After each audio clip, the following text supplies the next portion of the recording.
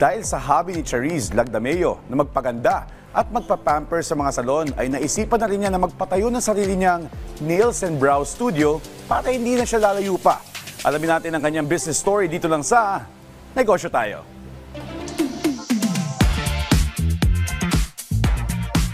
Ako si Charisse Lagdameo, owner ng isang nails and brow studio dito sa Roses Ave, Quezon City.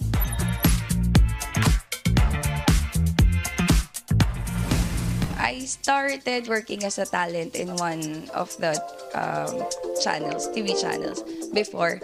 And then I worked as an English online tutor, naging school nurse, aesthetic nurse, and then naging manager ako ng grooming lounge. And then nag-work ako ng pandemic as a financial advisor. After that, nag-work ako as virtual medical assistant. So, nagsimula yung business na to because mahilig ako sa pagpapalinis ng kuko, paglagay ng nail art, ganyan. And then, mahilig ako magpa-lash, tapos pagpaayos ng kilay. Kaya lang, wala akong makitang permanenteng salon or nail studio na gustong puntahan. So, naisip ko na magtayo ng sarili kong nail studio.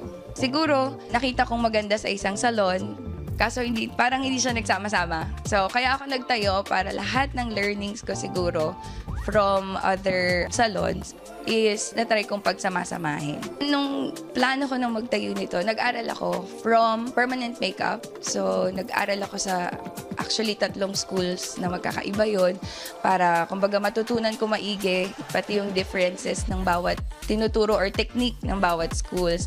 Sa services, meron kaming nails. Aside from nails, meron kaming foot spa, hand spa. Meron kaming brows. So, meron kaming permanent makeup. Microblading, hair stroke, yung bago ngayon, yung nano hair stroke. And then, meron kaming eyeliner, lip blushing, tapos lash extensions. Also, meron din kaming massage. Na-challenge kami with location. Siyempre, kailangan yung lokasyon na kukunin namin is yung feasible ba, na madaling puntahan ng mga tao. Pangalawa, yung sa mga empleyado. Siyempre, marami na yung may experience, pero pagdating sa attitude and personality, hindi nagkakasundo. So, syempre, kailangan namin na pumili maigi sa dami ng magagaling. Kailangan meron ding magandang character or personality. Siyempre, napakalaking industry ang meron sa nails. Marami kaming kakompetensya dahil lalo na kami bago.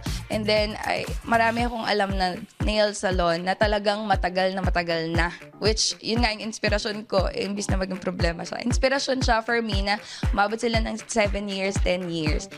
Sa mga gustong magtayo ng negosyo, dapat una, pag-iisipan at pag-aaralan natin yung gusto nating simulan. Kailangan hindi lang tayo magnegosyo dahil meron tayong pangnegosyo. Kailangan gusto natin at alam natin kung ano yung gagawin natin. At syempre, kailangan laging mananalangin dahil walang imposible sa Kanya at hindi niya tayo pababayaan. Kaya naman, bago magsimula ng isang negosyo, pag-isipan, pag-aralan, at magdasal para buo ang inyong loob. Kaya naman, tara, negosyo tayo!